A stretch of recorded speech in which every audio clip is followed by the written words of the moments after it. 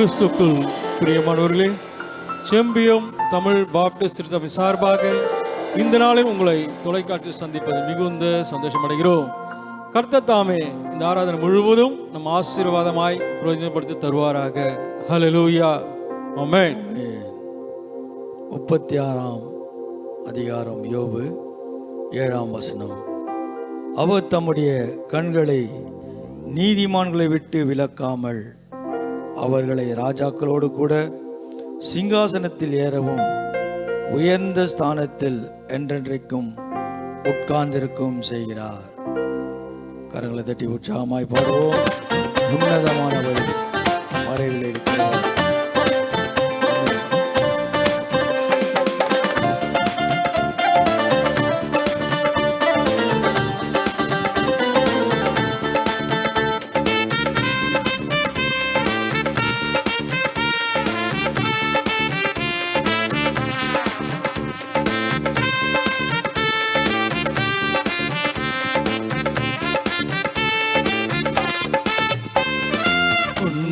உன்னதமானவரே, உயர் மரபினில் இருக்கிறவர், சர்வ வல்லவரே நிழலில் தங்குவார், இது பரமசிலாக்கியமே.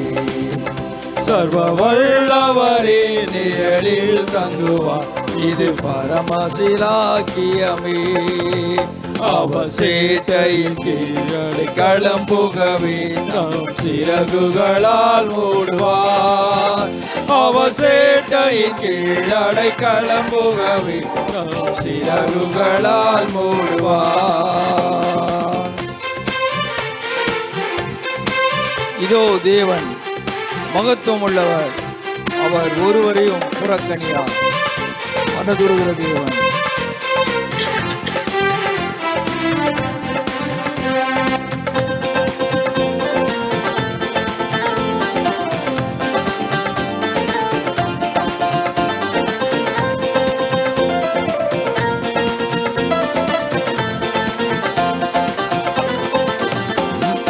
தேவனின் அடைக்கலமே, என் கோட்டையும் மரணம் அவர். அவர் சத்தியம் பரிசயம் கேடகமாம், என் நம்பிக்கையும் அவரே. அவர் சத்தியம் பரிசயம் கேடகமாம், என் நம்பிக்கையும் அவரே. அவர் சீட்டையின் கீழே களம்புகவே தாம் சிறகுகளால் மூடுவார். அவர் சேட்டையின் கீழே களம்புகவே தாம் சிறகுகளால் மூடுவார். தேவனின் அடைக்கலமே, அவர் கோட்டையும் மரணம் அவர். அவர் சத்தியம் பரிசயம் கேடகமாம், என் நம்பிக்கையும் அவரே. அவர் சத்தியம் பரிசயம் கேடகமாம், என் நம்பிக்கையும் அவரே. அவர் சேட்டையின் கீழே களம்புகவே தம் சிறகுகளால் மூடுவார். அவர் சேட்டையின் கீழே களம்புகவே தம் சிறகுகளால் மூடுவார். இரவில் பயங்கரத்திற்கும் பகலில் பறக்கும் அம்புக்கும், இருளில் நடமாடும் கொள்ளை நோய்க்கும் நான் பயப்படவே மாட்டேன். இருளில் நடமாடும் கொள்ளை நோய்க்கும் நான் பயப்படவே மாட்டேன். அவர் சேட்டையின் கீழே களம்புகவே தம் சிறகுகளால் மூடுவார். அவர் சேட்டையின் கீழே களம்புகவே தம் சிறகுகளால் மூடுவார். 1000 பேர்கள் உன் பக்கம் விழுந்தாலோ, அது ஒரு காலத்தோ முன்னை அணுகிடாதே. உன் தேவனும் தாவரமே, அது ஒரு காலத்தும் முன்னை அணுகிடாதே. உன் தேவனும் தாவரமே. அவர் சேட்டையின் கீழே களம்புகவே தம் சிறகுகளால் மூடுவார். அவர் சேட்டையின் கீழடை களம்புகவே தம் சிறகுகளால் மூடுவார். ஹல்லேலூயா. ஹல்லேலூயா. எல்லாரும் கரங்களை தட்டி உற்சாகமாய் மகிழ்வோம் மகிழ்வோம், தினமாக மகிழ்வோம். இயேசு ராஜன் நம் சொந்தமாயினார். ஆமென்.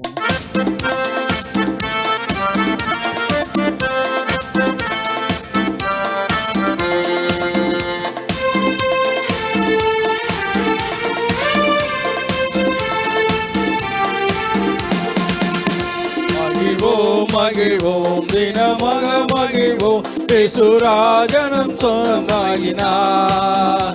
மகிழ்வோம் மகிழ்வோம், தினமாக மகிழ்வோம். இயேசுராஜனும் சொந்தமாகினார். இந்த பாதலத்தில் சொந்தக்காரரவர், இந்த உள்ளத்தில் சொந்தமானார்.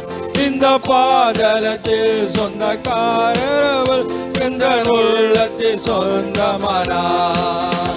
ஆனந்தமே பரமானந்தமே, இது மாபெரும் பாக்கியமே. ஆனந்தமே பரமானந்தமே, இது மாபெரும் பாக்கியமே. இந்த பாதலத்தில் சொந்தக்காரரவர், எந்த உள்ளத்தில் சொந்தமானார். இந்த பாதலத்தில் சொந்தக்காரரவர், எந்த உள்ளத்தில் சொந்தமானார்.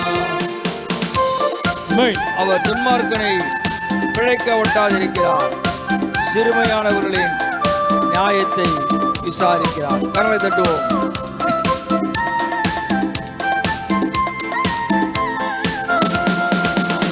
சின்னம் சிறு வயதில் என்னை குறித்து விட்டார், தூரம் போயினும் கண்டு கொண்டார். சின்னம் சிறு வயதில் என்னை குறித்து விட்டார், தூரம் போயினும் கண்டு கொண்டார். நமது ஜீவனை எனக்கோ மறித்து ஜீவன் பெற்றுக்கொள் என்றுரைத்தார். நமது ஜீவனை எனக்கோ மறித்து ஜீவன் பெற்றுக்கொள் என்றுரைத்தார். ஆனந்தமே பரமானந்தமே, இது மாபெரும் பாக்கியமே. ஆனந்தமே பரமானந்தமே, இது மாபெரும் பாக்கியமே.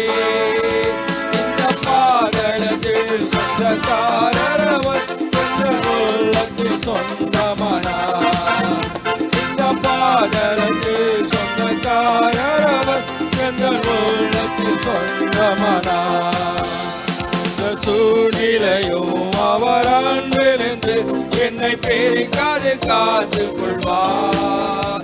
எந்த சூழ்நிலையும் அவர் அன்பிலிருந்து என்னை பிரிக்காது காத்து கொள்வார். என்னை நம்பி அவர் தந்த பொறுப்பதனை அவர் வரும் வரை காத்து கொள்வேன். என்னை நம்பி அவர் தந்த பொறுப்பதனை அவர் வரும் வரை காத்து கொள்வேன். ஆனந்தமே பரமானந்தமே, இது மாபெரும் பாக்கியமே. ஆனந்தமே பரமானந்தமே, இது மாபெரும் பாக்கியமே. இந்த பாதலத்தில் சொந்தக்காரரவர், அதன் உள்ளத்தில் சொந்தமானார். இந்த பாதலத்தில் சொந்தக்காரரவர், இந்த உள்ளத்தில் சொந்தமானார். கர்த்தருடைய வார்த்தை கேட்போம். பரிசுத்த ஆவியானவர் நம்மோடு கூட பேசுவார். ஆமென்.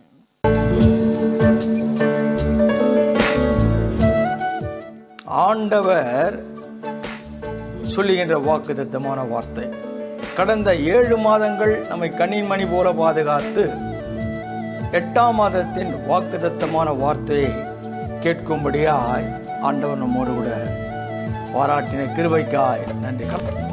ஆண்டவரும் இரட்சகரும் மீட்பருமாகிய இயேசு கிறிஸ்து நாமத்தில் உங்களை வாழ்த்துகிறேன். இந்த புதிய மாதத்தில் கர்த்தர் நம்மோடு கூட பேசும்படியாய் தெரிந்து கொள்ளப்பட்டதான வாக்குத்தத்தமான வார்த்தையை நாம் பார்ப்போம். யோபு 36ஆம் அதிகாரம் 7ஆம் வசனம். அவர் தம்முடைய கண்களை நீதிமான்களை விட்டு விலக்காமல் அவர்களை ராஜாக்களோடு கூட சிங்காசனத்தில் ஏறவும் உயர்ந்த ஸ்தலத்தில் என்றென்றைக்கும் உட்கார்ந்திருக்கவும் செய்கிறார். அன்பு தேவஜனமே, ஆண்டவர் சொல்லுகின்ற வாக்குத்தத்தமான வார்த்தை கடந்த 7 மாதங்கள் நம்மை கண்ணின் மணி போல பாதுகாத்து 8ஆம் மாதத்தின் வாக்குத்தத்தமான வார்த்தையை கேட்கும்படியாய் ஆண்டவர் நம்மோடு கூட பாராட்டின கிருபைக்காய் நன்றி. கடந்த மாதத்தில் பார்த்தோம், நீதிமானுடைய சத்தத்தை கர்த்தர் கேட்டு அவர்களை அவருடைய எல்லா உபத்திரங்களிலிருந்து நீங்களாக்கி விடுகிறார். இந்த மாதத்தில் ஆண்டவர் நமக்கு சொல்கின்ற வாக்குத்தத்தமான வார்த்தை, அவர் தம்முடைய கண்களை நீதிமான்களை விட்டு விலக்காமல், அவர் தம்முடைய கண்களை நீதிமான்களை விட்டு விலக்காமல். அதுதான் சங்கீதக்காரர் சொல்ல, கர்த்தர் என் மீட்பராயிருக்கிறார். அவர் நம்முடைய வாழ்க்கையிலே மீட்பராய் இருக்கும் பொழுது ஆண்டுடைய வாக்குத்தத்தத்தை நிறைவேறும்படியாய் அவர் செய்கிறவர், அவர் செய்ய வல்லவராக இருக்கிறார். இந்த மாதத்துடைய வாக்குத்தத்தம் என்ன? அவர் தம்முடைய கண்களை நீதிமான்களுடைய எல்லா காரியத்திலும் நம்மை விட்டு விலகாமல் அவர்களை ராஜாக்களோடு கூட சிங்காசனத்தில் ஏறவும் உயர்ந்த ஸ்தானத்தில் என்றென்றைக்கும் உட்கார்ந்திருக்கவும் செய்கிறார். நம்முடைய சூழ்நிலைகள் மாறும்படியாய் காணப்படுகின்ற நேரத்திலே ஆண்டவர் நமக்கு ஒரு மகிமை தருகிறார். இந்த காரியத்தை நாம் பார்க்கும் பொழுது யோபினுடைய வாழ்க்கையிலும் கூட உண்மையாய் உத்தமனாய் சன்மார்க்கனாய் நீதிமானாய் காணப்பட்டதான யோபினுடைய வாழ்க்கையிலே ஒரு திருப்பம் காணப்படுகிறது. அந்த திருப்பம் என்னவென்றால், ஐஸ்வர்யனாய் இருந்ததான யோபினுடைய வாழ்க்கையிலே ஒரு மாற்றங்கள் காணப்படுகிறது. 5ஆம் வசனத்தை வாசியுங்கள். இதோ தேவன் மகத்துவம் உள்ளவர், அவர் ஒருவரையும் புறக்கணியார், மன உருக்கத்திலும் அவர் மகத்துவம் உள்ளவர். யோபுடைய வாழ்க்கை மாற்றப்பட்டது. எல்லாம் இழக்கப்பட்ட சூழ்நிலை. யோசித்து பாருங்கள், நம்முடைய வாழ்க்கையிலே காரியங்கள் காணப்படும் பொழுது அது நன்மையாயிருந்தால் சந்தோஷம் அடைகிறோம், அது துன்பமாய் இருந்தால் வேதனை அடைகிறோம். ஆண்டவரே, கடந்த 7 மாதங்கள் என்னை கண்ணின் மணி போல பாதுகாத்தீர். இந்த 8ஆம் மாதத்தில் எனக்கு என்ன பேசப் போகிறீர் என்று நினைக்கிறதான உங்களுக்கு ஆண்டவர் சொல்கிறார், அவர் மகத்துவம் உள்ளவர், அவர் வல்லமை உள்ள தேவன். நீ எதையெல்லாம் முடியாது என்று நினைக்கிறாயோ ஆண்டவர் உங்களுக்கு செய்ய வல்லவராய் இருக்கிறார். 7ஆம் வசனம் சொல்கிறது, அவர் தம்முடைய கண்களை நீதிமான்களை விட்டு விலகாமல், அவர் தம்முடைய கண்களை, மகத்துவம் உள்ளவர், வல்லமை உள்ளவர், நம்மேல் கண்ணோக்கமாய் இருக்கிறார். உன்மேல் கண்ணோக்கமாயிருந்து உன்னை பழுகவும் பெருகவும் பண்ணுவேன் என்று சொல்கிறார். ஆண்டவருக்கு தெரியும் உன்னை எந்த நேரத்திலே உயர்த்த வேண்டும், எப்படி உன்னை பயன்படுத்த வேண்டும். வாசிங்கள். அவர்களை ராஜாக்களோடும் சிங்காசனத்தில் ஏறவும் உயர்ந்த ஸ்தலத்தில் என்றென்றைக்கும் உட்கார்ந்திருக்கவும் செய்கிறார். வல்லமுள்ள தேவன், அவர் வல்லமுள்ள தேவன். தாவீதுடைய வாழ்க்கையிலே பார்க்கும்போது அவர் ஆடுகளை மேய்த்து கொண்டிருந்ததான காரியம்தான். அந்த ஆடுகளை மேய்த்து கொண்டிருக்கும் பொழுது அபிஷேகம் பண்ணும்படியாய் தீர்க்கதரிசி இல்லத்தில் இருக்கும் பொழுது இவ்வளவுதானா என்று கேட்கும் பொழுது இவர்களிலும் ஒருவன் ஆடுகளை மேய்த்து கொண்டிருக்கிறான்.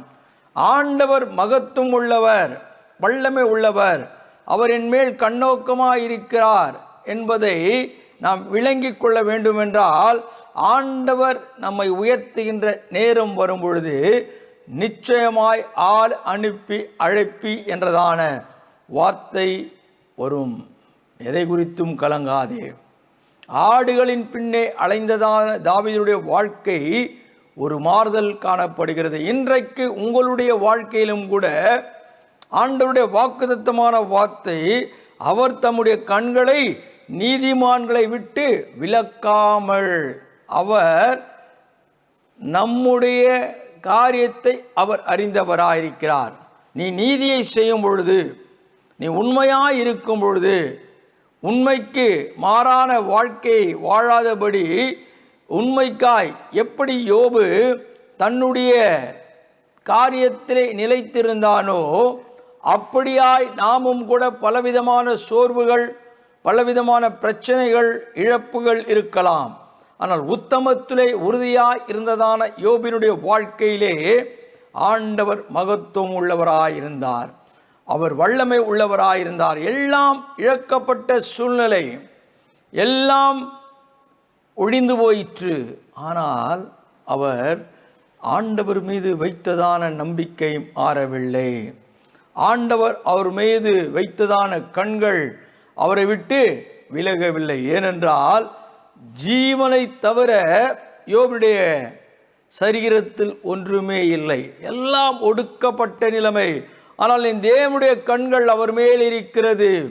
ஆண்டவர் உன்மேல் கண்ணை வைத்திருக்கிறார். உன்மேல் என் கண்ணை வைத்து நான் உனக்கு ஆலோசனை சொல்லுவேன்.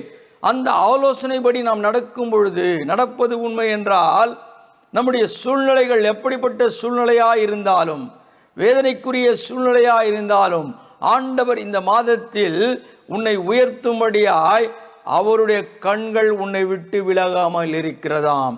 அவருடைய பார்வை உன்னை விட்டு விலகாமல் இருக்கிறதாம். ஒருவேளை தகப்பன் மறந்து விடலாம், தாய் மறந்து விடலாம். தாவீதுடைய வாழ்க்கையிலே ஒரு சம்பவத்தை நாம் பார்த்தோம். ஆடுகளை அடிக்கும்படியாய் வந்ததான கரடியும் சிங்கமும் தாவீது அடித்து கொண்டான். அந்த ஆடுகள் மேல் கண்ணோக்கமாயிருந்தார், கண்களை வைத்து கொண்டிருந்தார், ஒன்றும் சிதறி போகாதபடி, விலகி போகாதபடி. இன்றைக்கு ஜீவனுள்ள தேவனாகிய கர்த்தர் நம்மோடு கூட நம்மேல் அவர் கண்ணோக்கமாயிருக்கிறார். அவருடைய கண்ணோக்கங்கள், அவருடைய பார்வை நம்ம விட்டு விலகாமல். எத்தனையோ பிரச்சனைகள் வருகிறது, போராட்டங்கள் வருகிறது, அவமானம் காணப்படுகிறது. ஆனால் தேவன் நம்மேல் வைத்த அன்பு, அவருடைய பார்வை நம்மை விட்டு விலகாமல் இருக்கிறதாம். அந்த மந்தையிலே பார்வை விட்டு விலகாமல் இருந்தபடியால் அதை தாக்கும்படியாய் வந்ததான சிங்கத்தையும் கரடியும் கொன்று போட்டதை போல, இன்றைக்கு ஆண்டவர் நமக்கு வல்லமையும் மகத்துவமானவர் என்பதை விளங்கிக் கொள்ளும்படியாய் நமக்கு வருகின்ற பிரச்சனைகள், துன்பங்கள் ஏதுவா இருந்தாலும் ஆண்டவர் நம்மோடு கூட இருக்கிறார். ஆண்டவர் நம்மை மகிமைப்படுத்துகிறவராய் இருக்கிறார். நீ கலங்காதே. ஆண்டவரே, பலனற்று போனேன், என்னால் ஒன்றுமே செய்ய முடியவில்லை, நான் என்ன செய்ய போகிறேன் நினைக்கிறாயா? யோபுடைய வாழ்க்கையிலும் அப்படிதான். பலனற்ற நிலைமை, கனம் பொருந்திய கனத்தோடு கூட வாழ்ந்த எல்லாம் ஒழிந்து போயிற்று, எல்லாம் ஒழிந்து போயிற்று. ஆனால் ஜீவன் மாத்திரம் சரீரத்திலே இருக்கிறது. அந்த ஜீவனை எடுக்க பிசாசுக்கு தேவன் அதிகாரம் கொடுக்கவில்லை. ஏன் தெரியுமா? அந்த பார்வை அவர் மேல் இருந்தபடினால், அந்த பார்வை அவரை விட்டு விலகாதபடி இருந்தபடினால், ஆண்டவர் நினைத்ததை ஆண்டவர் நிறைவேற்றுகிறவராயிருக்கிறார். 8ஆம் வசனம் சொல்லுகிறது, அவர்கள் விலங்குகள் போடப்பட்டு உபத்திரவத்தின் கயிறுகளினால் கட்டப்பட்டிருந்தாலும். யோசித்து பாருங்கள், யோபுடைய வாழ்க்கையிலே விலங்குகள் போடப்பட்ட நிலைமை, கயிறுகளினால் கட்டப்பட்ட உபத்திரவம். அவர் மனைவி சொல்கிறார், தேவனை தூஷித்து ஜீவனை விடு.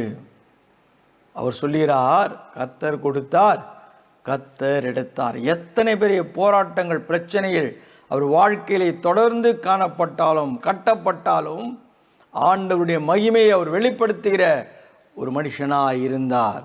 விலங்குகள் போடப்பட்டு உபத்திரவத்தின் கயிறுகளால் கட்டப்பட்டு இருந்தோம். எல்லா உபத்திரவத்தை நீங்களாக்கி விடுகிறார். ஏனென்றால் கர்த்தர் நம்முடைய சத்தத்தை கேட்கிறவராயிருக்கிறார்.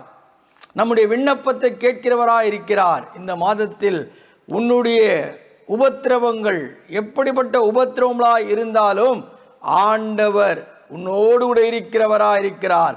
உபத்திரவத்தின் மத்தியில் நீ யார் என்பதை மற்றவர்கள் அறிந்து கொள்ளும்படியாய் அடுத்த வசனம் சொல்லுகிறது,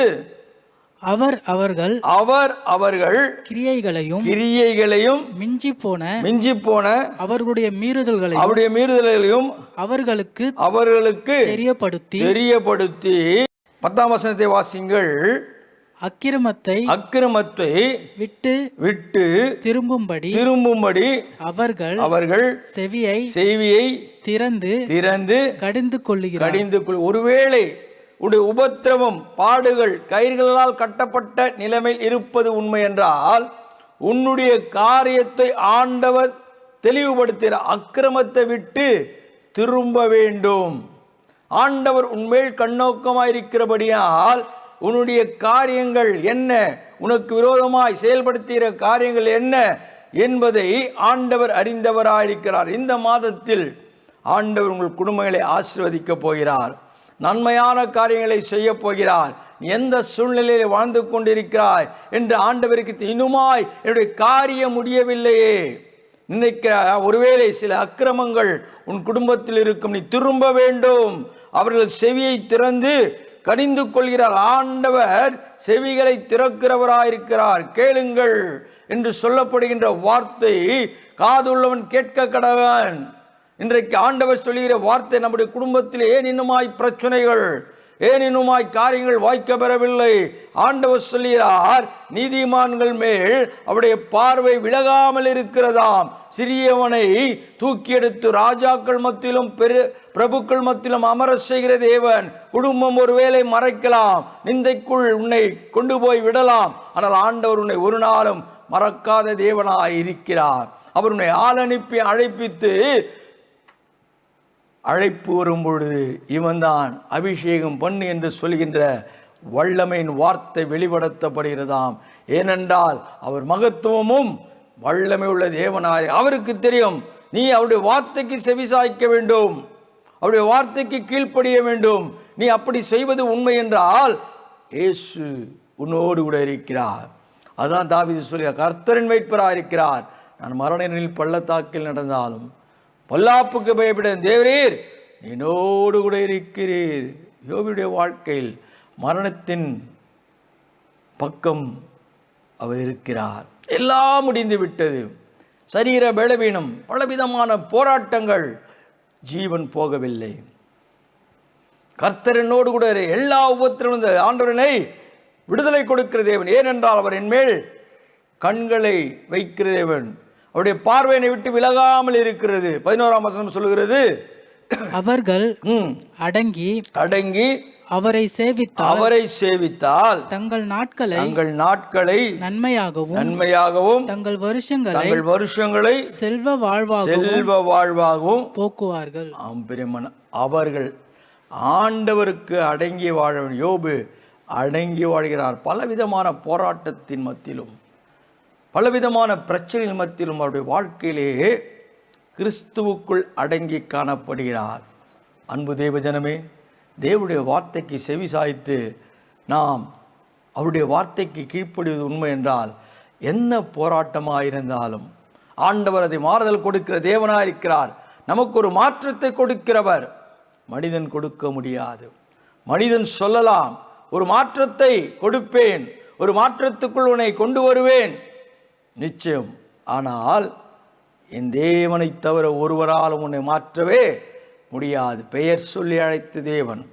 இயேசு எப்படிப்பட்டவரோ, இன்றைக்கு நீ ஆண்டவரை பார்க்க வேண்டும், ஆண்டவருடைய சத்தத்தை கேட்க வேண்டும் என்று விசுவாசிக்கிற நீ அவருடைய வார்த்தையின்படி அடங்கி வாழ வேண்டும். அவர்கள் அடங்கி அவரை சேவித்தாள். அன்பு தேவஜனமே, எத்தனையோ மக்கள் இன்னும் திருச்சபைக்கு போகாதபடி இருக்கிறார்கள்.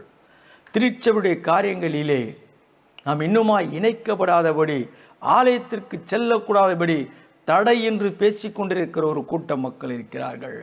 ஆண்டவர் திட்டவட்டமாய் சொல்கிறார், அவர் உன்மேல் பார்வையை வைத்து அந்த பார்வை விலகாதபடி இருக்கிறது உண்மை. ஆனால் ஆண்டவர் சொல்லுகின்ற வார்த்தைக்கு நம்முடைய செவிகளை திறக்க வேண்டும். இன்னுமாய் திறக்காமல் வாழ்ந்து கொண்டு இருப்பது உண்மை என்றால், நீ அவருடைய வாழ்க்கையிலே அடங்கி, அவர் சொல்கிற காரியத்திலே நீ அடங்கி அவரை சேவித்தால் தங்கள் நாட்கள் நன்மையாகவும் தங்கள் வருஷங்களை செல்வ வாழ்வாகவும் போக்குவார்கள். ஆண்டவரே, இந்த நாள் நான் எப்படி கடப்பது? எனக்கு ஒன்றுமே புரியவில்லை நினைக்கிறாயா? யோபினுடைய வாழ்க்கையிலும் அப்படிதான். இந்த நாள் என்னால் எப்படி கடக்க முடியும்? பலவிதமான சோர்வு, சரிகிற விளைவினும், இல்லாமை, ஒடுக்கப்பட்ட நிலைமை, நெருக்கப்பட்ட ஒருவேளை அந்த சூழ்நிலை இருக்கிறாயா?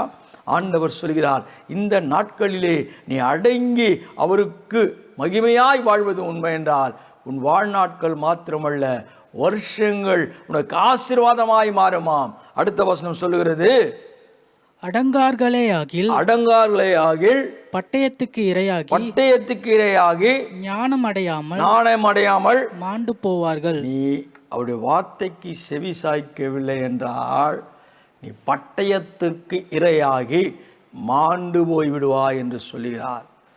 உன் செவியை திறக்க வேண்டும். அன்பு தேவஜனமே, ஒருவேளை உன் தாய் கண்ணீரோடு கூட பார்க்கலாம், ஒருவேளை உன் மகன் கண்ணீரோடு கூட பார்க்கலாம். ஆண்டவர் சொல்கிறார், நீ அடங்கி அவரை சேவிக்க வேண்டும். உன் வாழ்நாட்கள் மாற்றப்படுமாம். இல்லை என்றால் உன் ஆழ்நாட்கள் ஒரு முடிவுக்கு வருகிற நாட்களாயிருக்கும். யோபுடைய வாழ்க்கை முடிவுக்கு வர காரியமாய் காணப்பட்டாலும் கூட தேவன் அவர் மீது வைத்ததான பார்வை அவர் விட்டு விலகாமல் இருந்தபடினால் ஒரு மறுமலர்ச்சி காணப்படுகிறது, ஒரு ஆசீர்வாதம் காணப்படுகிறது. அடுத்த வசனம் சொல்லுகிறது, மாயமுள்ள இருதயத்தார் குரோகத்தை குவித்துக் கொள்கிறார்கள். அவர்களை அவர்கள் கட்டி வைக்கும்போது கெஞ்சி கூப்பிடுவார்கள். கெஞ்சி கூட பிரச்சனை வரும்பொழுது கெஞ்சுவார்கள். ஆண்டவர் சொல்லும் பொழுது கீழ்ப்படியவில்லை, கேட்கவில்லை, கெஞ்சுவார்கள். ஆண்டவரின் வாழ்க்கை இப்படியாய் மாறிவிட்டது என்று கெஞ்சுகிற கதறுகள் வேண்டாம். ஏனென்றால் ஆண்டவரை நீ சேவிப்பது உண்மை என்றால், அவருக்குள் நீ அடங்கி வாழ்வது உண்மை என்றால் நன்மையை செய்கிறவர். அடுத்த வசனம் சொல்கிறது, அவர்கள் வாழ வயதிலே மாண்டு போவார்கள். லட்சையானவர்களுக்குள்ளே அவர்கள் பிராணம் முடியும். சொல்லுகின்ற வார்த்தைக்கு ஒரு எச்சரிப்பின் சத்தம். கீழ்ப்படியாமல் போனால் ஆண்டவர் எச்சரிப்பின் சத்தத்தை சொல்கிறார். அவருடைய வார்த்தைக்கு நீ செவி சாய்க்கும் பொழுது, கீழ்ப்படியும் பொழுது ஆண்டவர் சொல்கின்ற வார்த்தை. அடுத்த வசனத்தை வாசியுங்கள். சிறுமைப்பட்டவர்களை அவர் சிறுமைக்கு நீங்களாக்கி அவர்கள் ஒடுக்கப்பட்டிருக்கையில் அவர் செவியை திறக்கிறார். நீ ஒடுக்கப்படும் போது, சிறுமைப்படும் போது உன் செவியை திறக்கும் போதுதான் உனக்கு ஆசீர்வாதம். காது உள்ளவன் கேட்க கடவன். நீ ஆண்டவருடைய வார்த்தை கேட்கும்போது உன் சுக வாழ்வு துளிர்க்க போகிறதாம். நாட்கள் மாறப்போகிறது, வருஷங்கள் மாறப்போகிறது. யோபினுடைய வாழ்க்கையிலும் அப்படிதான். நாட்கள் மாற்றப்பட்டது, வருஷங்களும் செழிப்பாய் மாறிவிட்டது. 16ஆம் வசனத்தை வாசிங்கள். அப்படியே அவர் உண்மையும் நெருக்கத்தினின்று விலக்கி ஒடுக்கமில்லாத விசாலத்தில் வைப்பார். உன்னுடைய நாட்கள் இனி ஒடுக்கப்பட்ட நாட்கள் அல்ல. இந்த மாதத்தில் ஆண்டவர் உங்களை விசாலத்தில் வைக்க போகிறார். எப்பொழுது? அவருடைய வார்த்தைக்கு செவி சாய்க்கும் பொழுது, அவருடைய வார்த்தைக்கு கவனிக்கும் பொழுது, அவருடைய வார்த்தைக்கு கீழ்ப்படியும் போது உன்னை நெருக்கத்திலிருந்து விசாலத்தில் கொண்டு போய் வைக்கிற தேவனா இருக்கிறார். வாசிங்கள். உம்முடைய போஜன பந்தி கொழுமையான பதார்த்தங்களால் நிறைந்திருக்கும். ஆண்டவர் திட்டவட்டமாய் சொல்கிறார், இனி விசாலமாய் வைக்கிற தேவன் மாத்திரமல்ல, உங்களுடைய போஜன பந்தி கொழுமையாயிருக்க போகிறதாம். ஆசீர்வாதம். உன்னுடைய போஜன பந்தி, ஆண்டவரே ஒன்றுமே இல்லையே, நான் எப்படி நினைத்து கொண்டிருந்த உன் வாழ்க்கையிலே ஆண்டவர் அவர் உன்னை விட்டு விலகாமல், அவருடைய பார்வை உன்னை விட்டு விலகாமல் இருக்கும் பொழுது, நெருக்கத்தில் இருந்த உன்னை ஆண்டவர் விசாலத்தில் கொண்டு வந்து நிறுத்துகிற தேவன் மாத்திரமல்ல, உங்களுடைய போஜன பந்திகள் கொழுமையால் நிரம்ப போகிறதாம். இனி வரும் நாட்களில் இந்த மாதத்திலே ஆண்டவர் ஆசீர்வாதத்தை கொடுக்க போகிறார். நீ ஆசீர்வதிக்கப்பட்ட மகனாய், ஆசீர்வதிக்கப்பட்ட மகளாய், ஒரு குடும்பமாய் ஆண்டவர் இந்த மாதத்தில் உங்களை ஆசீர்வதிக்க போகிறார். கண்களை மூடுவோம். மகா கிருபையும் இரக்கமும் பரிசுத்தம் நிறைந்த நல்ல பிதாவே, மனமகிழ்ச்சியான நாளுக்காய் நன்றி செலுத்துகிறோம். ஆமாம் ஆண்டவரே, ஆசீர்வாதங்களை கொடுக்கிற தேவன் எப்பொழுது உமக்கு செவி சாய்த்து எங்களுடைய செவிகளை திறக்கும் பொழுது எங்களை நீ அறிந்தவர். ஆண்டவரே, உமது பார்வை எங்களை விட்டு விலகாதபடி எங்களுக்கு செய்ய வேண்டிய காரியத்தை நிறைவேற்றி செய்கிறவர், எங்களை விசாலத்தில் கொண்டு போய் வைக்கிறவர். ஆண்டவரே, வறுமையிலே காணப்படுகின்ற மக்கள் போஜன பந்திகள் கொழுமையால் திருப்தியடைம்படியாய் செய்யப்படும் என்று சொல்லியிருக்கிறீர். விசாலத்தில் நெருக்கத்தில் இருக்கிறதான மக்களை விசாலத்தில் வைப்பார் என்று சொல்லப்படுகிறது. ஆமாண்டவரே, நீர் எங்களை விசாலத்தில் வைக்கும்படியாய் எங்களை ஆசீர்வதிக்கிற தேவனை நீயா இருக்கிற உயர்ந்த ஸ்தலத்தில் என்றென்றைக்கும் உட்கார்ந்து இருக்கவும் செய்கிறார். என்றென்றைக்கும் ஆண்டவரே, இந்த மாதத்தில் நீ சொல்லியிருக்கிறீர், எங்களை உயர்ந்த ஸ்தலத்தில் உட்காரும்படியாய் செய்கிற தேவன், உயர்வான இடத்திலே கொண்டு போய் நிறுத்துகிற தேவன். ஏனென்றால் உங்களுடைய பார்வை எங்களை விட்டு விலகாமல் நீதிமான்கள் மேல் ஆண்டவருடைய பார்வை இருக்கிறபடினால் எத்தனை பேர் போராட்டங்கள் பிரச்சனை வந்தாலும் ஆண்டவரை நீதி செய்கிற மக்கள் ஆண்டவரை உங்களுடைய சத்தத்திற்கு செவிசாய்த்து கீழ்ப்படியும் போது எங்களை ஆசீர்வதிக்க வல்லவராக இருக்கிறீரே. உமக்கு நன்றி அப்பா.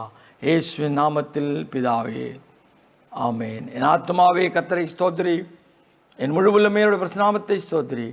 ஆத்மாவே கர்த்தரை ஸ்தோத்திரி, அவர் செய்த சகல உபகாரங்கள் மறவாதே. ஆமேன்.